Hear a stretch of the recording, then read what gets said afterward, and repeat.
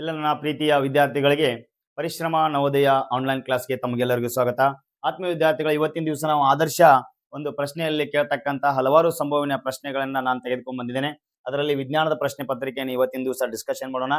ಹಾಗಿದ್ರೆ ಇಲ್ಲಿ ಇನ್ನೊಂದು ವಿಶೇಷ ಏನಪ್ಪಾ ಅಂತಂದ್ರೆ ಪರಿಶ್ರಮ ಆ್ಯಪ್ ಅನ್ನ ನಾವು ಲಾಂಚ್ ಮಾಡ್ತಾ ಇದ್ದೇವೆ. ಇನ್ನು ಯಾರಾದರೂ ರಿಜಿಸ್ಟ್ರೇಷನ್ ಅನ್ನ ಮಾಡ್ಕೊಂಡಿಲ್ಲ ಅವರು ನಮ್ಮ ಒಂದು ಈ ಇನ್ಸ್ಟಿಟ್ಯೂಟ್ ನಂಬರ್ಗೆ ಹಾಯ್ ಅಂತೇಳಿ ಮೆಸೇಜ್ ಮಾಡಿ ನಿಮ್ಮ ತಾಲೂಕು ಜಿಲ್ಲೆ ಊರು ನಿಮ್ಮ ಹೆಸರುಗಳನ್ನ ಟೈಪ್ ಮಾಡಿ ಕಳಿಸಿದ್ರೆ ನಾವು ರಿಜಿಸ್ಟ್ರೇಷನ್ ಅನ್ನ ಮಾಡ್ಕೋತೀವಿ. ಹಾಗಾದ್ರೆ ಯಾವ ಪ್ರಶ್ನೆಗಳನ್ನ ಕೇಳಿದಾರೆ ಅಂತ ನೋಡೋಣ. ಹಾಗಾದ್ರೆ ಮೊದಲ ಪ್ರಶ್ನೆ ನೋಡ್ರಿ, ನೀವು ಟಿವಿ ರಿಮೋಟ್ ನಲ್ಲಿ ಶುಷ್ಕ ಕೋಶಗಳನ್ನ ನೋಡಿರುವೆ ಹೌದಾ? ಟಿವಿ ರಿಮೋಟ್ಗಳಾಗ ಸೆಲ್ ಅನ್ನ ನೋಡಿರ್ತೀರಿ ನೀವು. ಈ ಶುಷ್ಕ ಕೋಶಗಳಲ್ಲಿನ ಶಕ್ತಿ ಬದಲಾವಣೆ ವಿಧ, ಆ ಸೆಲ್ಗಳ ತಮ್ಮ ಶಕ್ತಿಯನ್ನು ಯಾವ ವಿಧದೊಳಗೆ ಬದಲಾವಣೆ ಮಾಡ್ತಾವ ಅಂತೇಳಿ ನೀವು ಪ್ರಶ್ನೆಯನ್ನ ಕೇಳ್ಯಾರ. ನೀವು ಮನೆಗೆ ಬಂದ್ ಕಿಶಿಂದ ಸಾಲಿಯಿಂದ ಬಂದ್ ಏನ್ ಮಾಡ್ತೀರಿ, ಪಾಠಚಲ ಮೂಲೆ ಹೋಗಿದ್ದು ಪಟ್ನ ಟಿವಿ ತೊಂದು ಹಚ್ಕೊಂಡ್ ಕೂತ್ ಬಿಡ್ತೀರಿ ಹೌದಾ? ಆ ಟಿವಿ ಹಚ್ತಿರಲ್ಲ ಅದ್ರ ಮ್ಯಾಗು ನಿಮಗೆ ಪ್ರಶ್ನೆಯನ್ನ ಕೇಳ್ಯಾರ ನೋಡ್ರಿ. ಎಷ್ಟು ಉಪಯೋಗ ಅದ ಅಂತಂದ್ರ ಆ ರಿಮೋಟ್ದಾಗ ಆ ಒಂದು ಶೆಲ್ ಯಾವ ರೀತಿಯ ಶಕ್ತಿ ಬದಲಾವಣೆ ಮಾಡ್ತದ ಅಂತಂದ್ರ ನೋಡ್ರಿ, ರಾಸಾಯನಿಕ ಶಕ್ತಿಯನ್ನ ಕೊಟ್ಟಿದಾರ ಹೌದಾ? ರಾಸಾಯನಿಕ ಕೊಟ್ಟಿದಾರ, ಯಾಂತ್ರಿಕ ಕೊಟ್ಟಿದಾರ, ಉಷ್ಣ ಕೊಟ್ಟಾರ, ಬೆಳಕಿನ ಶಕ್ತಿಯನ್ನು ಕೊಟ್ಟಾರ. ಯಾವ್ದು ಮಾಡ್ತದ ಅಂತಂದ್ರೆ ಇಲ್ಲಿ ರಾಸಾಯನಿಕದಿಂದ ವಿದ್ಯುತ್ ಶಕ್ತಿಯನ್ನಾಗಿ ಪರಿವರ್ತನೆ ಮಾಡ್ತದ. ಅದು ಏನೋ ಆ ಒಂದು ಶುಷ್ಕ ಕೋಶ ಸೆಲ್ ಅಂತ ಕರಿತೀವಿ ನಾವು. ಏನ್ರಿ? ಸೆಲ್ ಅಂತ ಕರಿತೀರಿ. ಹಾಗಾದ್ರೆ ಮುಂದಿನ ಪ್ರಶ್ನೆ ನೋಡೋಣ. ನೋಡ್ರಿ, ಶ್ವಾಸಕೋಶಗಳಿಂದ ಬರುವ ಶುದ್ಧ ರಕ್ತ, ಈ ಶ್ವಾಸಕೋಶಗಳಿಂದ ಬರುವ ಶುದ್ಧ ರಕ್ತದಲ್ಲಿ ಈ ಅನಿಲ ಇರ್ತತಿ. ಯಾವ ಅನಿಲ ಇರ್ತತಿ ಅಂತ ಪ್ರಶ್ನೆ ಕೇಳ್ಯಾರ. ಇನ್ನು ಇಂಗಾಲ್ ಡೈಆಕ್ಸೈಡ್ ಇರ್ತತೋ, ಆಮ್ಲಜನಕ ಇರ್ತತೋ, ಸಾರಜನಕ ನೈಟ್ರೋಜನ್ ಇರ್ತತೋ, ಅಥವಾ ಜಲಜನಕ ಇರ್ತತೋ? ಶುದ್ಧವಾದ ಅನಿಲ ಯಾವ್ದು ಇರ್ತದ ಅಂತ ಕೇಳ್ಯಾರ. ಯಾವ್ದಪ್ಪ ಅಂತಂದ್ರ ಅದು ಆಮ್ಲಜನಕ. ಯಾವ್ದು ಇರ್ತದ ರೀ? ಆಮ್ಲಜನಕ ಇರ್ತದ. ಈ ಆಮ್ಲಜನಕ ವಾತಾವರಣದಾಗ ಎಷ್ಟು ಪರ್ಸೆಂಟೇಜ್ ಅದ? 21%. ಹಾಗಾದ್ರೆ ಕಾರ್ಬನ್ ಡೈಆಕ್ಸೈಡ್ ಎಷ್ಟೈತ್ರಿ? 0.046 ಐತಿ. ನೈಟ್ರೋಜನ್ ಎಷ್ಟಿದ? 71%. ಇದು ಇಂಪಾರ್ಟೆಂಟ್ ನೋಡ್ರಿ ಹೌದಾ? ಇವಷ್ಟು ಏನ್ರಿ ಮೋಸ್ಟ್ ಇಂಪಾರ್ಟೆಂಟ್. ಹಲವಾರು ಬಾರಿ ಪ್ರಶ್ನೆಗಳನ್ನ ಕೇಳಕತ್ತಾರ. ಹಂಗಾದ್ರ ನಮ್ಮ ಉತ್ತರ ಏನ್ರಿ? ಆಮ್ಲಜನಕ. ಜಸ್ಟ್ ನೋಡ್ರಿ, ಕ್ಷುದ್ರ ಗ್ರಹಗಳು ಈ ಗ್ರಹಗಳ ಕಕ್ಷೆಗಳ ನಡುವೆ ಕಂಡು ಬರ್ತಾವ. ಕ್ಷುದ್ರ ಗ್ರಹಗಳಂತಂದ್ರ ಏನಂದ್ರ ಇವು ಗ್ರಹಗಳನ್ನ ನಮ್ಗೆ ಎಷ್ಟು ಅದಾವ್ರಿ ಗ್ರಹಗಳಂದ್ರ 8 ಗ್ರಹಗಳದಾವ. ಆದ್ರ ಹಂಗ ನಾವ್ ಎಲ್ಲಾ ಕ್ಷುದ್ರ ಗ್ರಹಗಳಂದ್ರ ಮಿಲಿಯನ್ ಗಂಟ್ಲೆ ಕ್ಷುದ್ರ ಗ್ರಹಗಳದಾವ ಹೌದಾ? ಅದಕ್ಕ ಅವು ಯಾವಪ್ಪ ಅಂತಂದ್ರ ಗ್ರಹಗಳಕ್ಕಿಂತ ಚಿಕ್ಕದಾದ ಗ್ರಹಗಳು ಇದಾವ ನೋಡಿ. ಇವೆಲ್ಲ ಕಲ್ಲು ಬಂಡೆಗತಿ ಏನ್ ಕಾಣ್ತಲ್ಲ ಇವೆಲ್ಲ ಏನ್ರಿ? ಇವೆಲ್ಲ ಕ್ಷುದ್ರ ಗ್ರಹಗಳು. ಇವಷ್ಟು ಎಷ್ಟು ಎಲ್ಲಾ ಕಡೆದಾವ. ಆದ್ರ ಯಾವ ಗ್ರಹಗಳ ಮಧ್ಯೆ ಹೆಚ್ಚದಾವ ಅಂತೇಳಿ ಪ್ರಶ್ನೆ ಕೇಳ್ಯಾರ. ಅದು ಯಾವ್ರಿ? ಮಂಗಳ ಮತ್ತು ಗುರು ಗ್ರಹಗಳ ಮಧ್ಯೆ ಏನಾಗ್ಯಾವ ಅಂದ್ರ ಅಸಂಖ್ಯಾತ ಕ್ಷುದ್ರ ಗ್ರಹಗಳು ಏನಾಗ್ಯಾವ.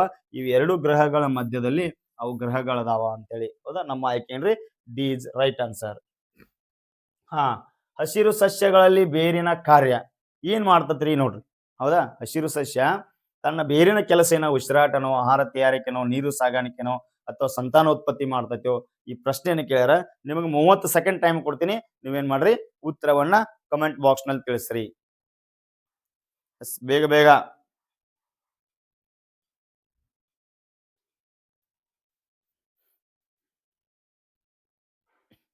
ಏನ್ ಮಾಡ್ದವ್ರಿ ಹಸಿರು ಸಸ್ಯ? ಸಸ್ಯಗಳ ಬೇರಿನ ಕಾರ್ಯ ಏನ್ರಿ? ಎಸ್, ನೀರು ಸಾಗಾಣಿಕೆ ಮಾಡೋದು. ಏನ್ ಸಾಗಾಣಿಕೆ ಮಾಡ್ತದ? ನೀರು ಸಾಗಾಣಿಕೆ ಮಾಡ್ತದ ಹೌದಾ? ಮುಂದೆ ನೋಡೋಣ.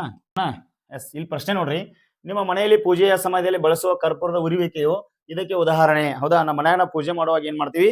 ಒಂದು ಕರ್ಪೂರ ತಗೋತೀವಿ. ಕರ್ಪೂರ ತಗೊಂಡ್ ನಾವು ಅದಕ್ಕ ಅದನ್ನ ಬೆಳಗ್ಬೇಕಾರ ಆ ಘನ ವಸ್ತು ಏನ್ ಆಗ್ತೈತಿ ಅಂತೇಳಿ ಪ್ರಶ್ನೆ ಕೇಳ್ರಿ. ಏನ್ ಆಗ್ತೈತಿ ಅಂದ್ರ ನೋಡ್ರಿ, ಘನ ಸ್ಥಿತಿಯಿಂದ ದ್ರವ ಸ್ಥಿತಿ ಬದಲಾವಣೆ ಆಗ್ತೈತೋ, ಘನ ಸ್ಥಿತಿಯಿಂದ ಅನಿಲ ಸ್ಥಿತಿ ಆಗ್ತದನೋ, ದ್ರವದಿಂದ ಅನಿಲ ಸ್ಥಿತಿಗೆ ಬದಲಾಗ್ತೈತೋ, ದ್ರವದಿಂದ ಘನ ಸ್ಥಿತಿ ಆಗ್ತಂತ ಕೇಳ್ಯಾರ.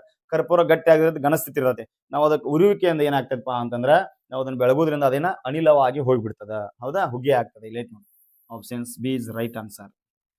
ಎಸ್, ಮುಂದಿನ ಪ್ರಶ್ನೆ. ಕೊಠಡಿಯ ಉಷ್ಣತೆಯಲ್ಲಿ ಇಂಗಾಲ ಡೈಆಕ್ಸೈಡ್ ಒಂದು. ಕೊಠಡಿಯ ಉಷ್ಣತೆ ಒಳಗೆ ಇಂಗಾಲ ಡೈಆಕ್ಸೈಡ್ ಏನಾಗ್ತದ ಅಂತ ಮಣ್ಣಿ ನಿಮಗೆ ಒಂದು ವಿಡಿಯೋದಾಗ ಹೇಳಿದ್ನಿ. ಅದೇನಾಗ್ತದ? ಸಂಯುಕ್ತ ವಸ್ತು ಆಗ್ತದ. ಏನಾಗ್ತದ? ಸಂಯುಕ್ತ ವಸ್ತು ಆಗ್ತದ. ದೊಡ್ಡ ಮರಗಳ ಕೊಂಬೆಗಳ ಮೇಲೆ ಬೆಳೆಯುವ ಸಸ್ಯಗಳ ಉದಾಹರಣೆ. ಇಲ್ಲೊಂದು ದೊಡ್ಡ ಮರ ಐತಿ. ಈ ಮರದ ಕೊಂಬೆದೊಳಗೆ ಇಲ್ಲಿ ಒಂದು ಸಸ್ಯ ಬೆಳೆದತಿ. ಈ ಸಸ್ಯ ಯಾವ್ದಪ್ಪ ಅಂತಂದ್ರ ಅದು ಅಪ್ಪು ಸಸ್ಯ. ಇದೇನ ಅಪ್ಪು ಸಸ್ಯ ಏನಂದ್ರೆ ಈ ಗಿಡವನ್ನು ಯಾಕೆ ಬಳಕೆ ಮಾಡ್ತದ? ಆಶ್ರಯ ಕಷ್ಟ ಹೌದಾ? ತನ್ನ ಆಹಾರವನ್ನ ತಾನ ತಯಾರಿಸ್ಕೊಳ್ತತಿ ಹೌದು. ಯಾವ್ದಪ್ಪ ಅಂತನದು ಅಪ್ಪು ಸಸ್ಯಗಳು. ನಿಮ್ಗೆ ಗೊತ್ತಿರ್ಲಿ ಅದೇನಪ್ಪಾ ಅಂದ್ರೆ ಗಿಡಗಳು ಯಾವ್ದು ಬೇಕಾದ ಗಿಡಗಳ ಮ್ಯಾಗ ಏನಾಗ್ತದ? ಅದು ಬೆಳೀತದ. ವಯಸ್ಕರ ಬಾಚಿ ಹಲ್ಲುಗಳ ಸಂಖ್ಯೆ ನೋಡ್ರಿ. ಬಾಚಿ ಹಲ್ಲುಗಳು ಎಷ್ಟದಾವ? 8 ಅದಾವ. ಇದು ಎದಕ್ಕೆ ಉಪಯೋಗ ಮಾಡ್ತಾರ? ಆಹಾರ ಕತ್ತರಿಸಕ್. ಬಾಚಿ ಹಲ್ಲುಗಳು ಎಷ್ಟದವ್ರು? 8 ಅದಾವ. ಅದನ್ನ ಎದಕ್ಕೆ ಉಪಯೋಗ ಮಾಡ್ತಾರ ಅಂದ್ರೆ ಆಹಾರ ಕತ್ತರಿಸಲು ನಾವು ಉಪಯೋಗ ಮಾಡ್ತೀವಿ. ಕೋರೆ ಹಲ್ಲುಗಳು ಎಷ್ಟದಾವ? 4 ಅದಾವ. ಇದು ಆಹಾರ ಸಿಗಿಯಲು ಉಪಯೋಗ ಆಗ್ತದ. ದವಡಿ ಹಲ್ಲುಗಳು ಎಷ್ಟದಾವ? 20 ಅದಾವ. ಇದು ಆಹಾರ ಅರೆಯಲು ಉಪಯೋಗ ಆಗ್ತದ. ಇವಷ್ಟು ಏನಪ್ಪಾ ಅಂತಂದ್ರೆ ಮೋಸ್ಟ್ ಇಂಪಾರ್ಟೆಂಟ್ ಪ್ರಶ್ನೆಗಳು. ಇವುಗಳನ್ನು ಏನ್ ಮಾಡ್ರಿ? ಸರಿಯಾಗಿ ನೆನಪಿಟ್ಕೋರಿ. ಹಾಗಾದ್ರೆ ನಮ್ಮ ಪ್ರಶ್ನೆಗೆ ಆನ್ಸರ್ ಅಷ್ಟೇ. 8 ಬಾಚಿ ಹಲ್ಲುಗಳು. ಎಸ್. ಕೆಳಗಿನವುಗಳಲ್ಲಿ ದ್ವೈವಾರ್ಷಿಕ, ಅಂದ್ರೆ 2 ವಾರ್ಷಿಕ ಬೆಳೆಗಳ ಗುಂಪು ಯಾವ್ದಂತ ಪ್ರಶ್ನೆ ಕೇಳ್ಯಾರ. ಭತ್ತ ಇದು ಏನಪ್ಪಾ ಅಂತ ದ್ವೈವಾರ್ಷಿಕ ಅಲ್ಲ, ಹತ್ತಿ ದ್ವೈವಾರ್ಷಿಕ ಅಲ್ಲ, ಗೋಧಿ ದ್ವೈವಾರ್ಷಿಕ ಅಲ್ಲ, ಶುಂಠಿ ಮತ್ತು ಕಬ್ಬು ಏನ್ರಿ ದ್ವೈವಾರ್ಷಿಕ ಬೆಳೆಗಳು ಅಂತೇಳಿ ನಾವು ಕರಿತೀವಿ. ಏಕವಾರ್ಷಿಕ, ದ್ವೈವಾರ್ಷಿಕ ಮತ್ತು ಬಹುವಾರ್ಷಿಕಕ್ಕೆ ಉದಾಹರಣೆ ಕೇಳ್ತಾರ. ನೀವ್ ಏನ್ ಮಾಡ್ಬೇಕಂದ್ರೆ ಅವುಗಳನ್ನ ಸರಿಯಾಗಿ ನೋಡ್ತಾ ಇರ್ಬೇಕು. ನಮ್ಮ ದೇಹದಲ್ಲಿ ರಕ್ತವನ್ನ ಶೋಧಿಸುವ ಅಂಗ ಯಾವುದು? ನಮ್ಮ ದೇಹದಲ್ಲಿ ರಕ್ತ ಯಾವ್ದು ಶೋಧಿಸ್ತದ್ರಿ? ಶ್ವಾಸಕೋಶ ಅಲ್ಲ, ಮೂತ್ರಪಿಂಡ, ಹೃದಯ ಮತ್ತು ಸಣ್ಣ ಕರಳು. ಯಾವ್ದ್ರಿ? ಮೂತ್ರಪಿಂಡ ಏನ್ ಮಾಡ್ತದ? ನಮ್ಮ ದೇಹದಲ್ಲಿ ರಕ್ತವನ್ನ ಶೋಧಿಸುವ ಒಂದು ಅಂಗ ಅಂತ ಕರಿತೀವಿ. ನೋಡ್ರಿ, ಮೂಳೆ ಮತ್ತು ಹಲ್ಲುಗಳಲ್ಲಿ ಆರೋಗ್ಯಕ್ಕೆ ಅವಶ್ಯವಾದ ವಿಟಮಿನ್ ಯಾವ್ದು? ಹೌದಾ, ಗಟ್ಟಿಯಾಗಿರ್ತದ ಮೂಳೆ ಮತ್ತು ಹಲ್ಲು. ಅಲ್ಲಿ ಯಾವ ವಿಟಮಿನ್ ಅವಶ್ಯಕತೆ ಅದಂದ್ರ vitamin A, vitamin B, vitamin C, vitamin D. ಯಾವ್ದಪ್ಪ ಅಂತಂದ್ರೆ ಮೂಳೆ ಮತ್ತು ಹಲ್ಲುಗಳ ಒಂದು ಆರೋಗ್ಯ ವಿಟಮಿನ್ ಯಾವ್ದು ಅಂತಂದ್ರೆ ಅದು vitamin D is right answer. ಜಲಮಾಲಿನ್ಯಕ್ಕೆ ಕಾರಣವಾದ ಭಾರ ಧಾತು ಅಂದ್ರೆ ಗೊತ್ತಾಗ್ಬಿಡ್ತದ. ಯಾವ್ದ್ರಿ ಅದು? ಪಾದರಸ. ಭಾರ ಧಾತು ಅಂದ್ರೆ ಯಾವ್ದ್ರಿ? ಪಾದರಸ ಇದೇನ್ರಿ ಜಲಮಾಲಿನ್ಯಕ್ಕೆ ಕಾರಣವಾಗುವ ಭಾರ ಧಾತು. ಹೌದಾ, ಅಲ್ಲಿ ಏನಾಗ್ತದ? ಮಿನಿಮಾಟ್ ರೋಗ ಬರ್ತದ ಪಾದರಸದಿಂದ. ನೋಡ್ರಿ ನೆಕ್ಸ್ಟ್, ನೀರನ್ನ ಶುದ್ಧೀಕರಿಸುವ ಜಲಚರವೆಂದರೆ? ನೀರನ್ನ ಯಾವ ಜಲಚರ ಶುದ್ಧೀಕರಿಸ್ತದ ಅಂತಂದ್ರೆ ಏನ್ರಿ? ನಮಗ ಮೊಸಳೆ. ನೀರನ್ನ ಶುದ್ಧೀಕರಿಸುವ ಜಲಚರ ಯಾವ್ದಪ್ಪ ಅಂತಂದ್ರೆ ಅದು ಯಾವ್ದ್ರಿ? ಮೊಸಳೆ, ಕಪ್ಪೆ, ಆಮೆ, ಮೀನು. ಯಾವ್ದ್ರಿ? ಆಮೆ. ನೀರನ್ನ ಶುದ್ಧೀಕರಿಸುವ ಜಲಚರ ಯಾವ್ದ್ರಿ? ಆಮೆ, ಮೊಸಳೆ ಅಲ್ಲ, ನೆನಪಿರ್ಲಿ. ನೆಕ್ಸ್ಟ್ ನೋಡ್ರಿ, ವಯಸ್ಕ ಜೀವಿಗಳ ತನ್ನನ್ನೇ ಹೋಲುವ ಜೀವಿಗಳ ಜನ್ಮ ನೀಡುವ ಪ್ರಕ್ರಿಯೆ. ವಯಸ್ಕ ಜೀವಿಗಳು ತನ್ನನ್ನೇ ಹೋಲುವ ಜೀವಿಗಳಿಗೆ ಜನ್ಮ ನೀಡುವ ಪ್ರಕ್ರಿಯೆಗೆ ನಾವೇನಂತ ಕರಿತೀವಿ? ವಿಸರ್ಜನೆ ಅಂದ್ರೆ ಗೊತ್ತ. ಮನುಷ್ಯನಿಗೆ ಬೇಡವಾದ ವಸ್ತುಗಳನ್ನ ಹೊರ ಹಾಕುವುದಕ್ಕೆ ನಾವೇನಂತ ಕರಿತೀವಿ? ವಿಸರ್ಜನೆ ಅಂತ ಕರಿತೀವಿ. ಸಂತಾನೋತ್ಪತ್ತಿ ನೋಡ್ರಿ, ತನ್ನನ್ನೇ ಹೋಲುವ ಮರಿಜೀವಿಗಳಿಗೆ ಜನ್ಮ ನೀಡುವುದಕ್ಕೆ ನಾವೇನಂತ ಕರಿತೀವಿ? ಸಂತಾನೋತ್ಪತ್ತಿ. ಉಸಿರಾಟ ಅಂದ್ರೆ ಗೊತ್ತದ, ರಕ್ತ ಪರಿಚಲನೆ ಅಂದ್ರೂ ಗೊತ್ತದ. ಎಸ್. ನೋಡ್ರಿ, ಇದ್ದಿಲು ನೀರಿನ ಮೇಲೆ ತೇಲಲು ಕಾರಣ? ನೀರು ಇದ್ದಿಲಿನ ಸಾಂದ್ರತೆ ಅಸಮವಾಗಿರುವುದು ಅಲ್ಲ, ಇದ್ದಿಲಿನ ಸಾಂದ್ರತೆ ಹೆಚ್ಚಿರುವುದಲ್ಲ, ಇದ್ದಿಲಿನ ಸಾಂದ್ರತೆ ಜಾಸ್ತಿ ತರ ಮುಳುಗ್ತಿತ್ತು. ನೀರು ಮತ್ತು ಇದ್ದಿಲಿನ ಸಾಂದ್ರತೆ ಸಮವಾಗಿರುವುದು ಇಲ್ಲ, ನೀರಿನ ಸಾಂದ್ರತೆ ಹೆಚ್ಚಿ ಇರುವುದು. ನೀರಿನ ಸಾಂದ್ರತೆ ಹೆಚ್ಚೈತಿ, ಇದ್ದಿಲಿನ ಸಾಂದ್ರತೆ ಕಡಿಮೆ ಐತಿ. ಅದಕ್ಕೆ ನಾವು ಏನ್ ಮಾಡ್ತೀವಿ? ಆ ಇದ್ದಿಲು ಏನಾಗ್ತದ? ನೀರಿನ ಮೇಲೆ ತೇಲ್ತದ. ನಮ್ಮ ಆಯ್ಕೆ ಯಾವ್ದು right answer? D is right answer. ಸಂಯುಕ್ತ ವಸ್ತುವಿನ ಅಣುಸೂತ್ರ ಸೂಚಿಸುವುದು. ಸಂಯುಕ್ತ ವಸ್ತುವಿನ ಅಣುಸೂತ್ರ ಏನ್ ಸೂಚಿಸ್ತದ ನೋಡ್ರಿ? ಸಂಯುಕ್ತ ವಸ್ತು ಅಂದ್ರೆ ಉದಾಹರಣೆಗೆ ಏನ್ ತಗೊಳಪ್ಪ ಅಂತಂದ್ರೆ ನೀರು. ಹೌದಾ, ನೀರು ಒಂದೇನ್ರಿ ಸಂಯುಕ್ತ ವಸ್ತು. ಅದರ ಅಣುಸೂತ್ರನ H2O.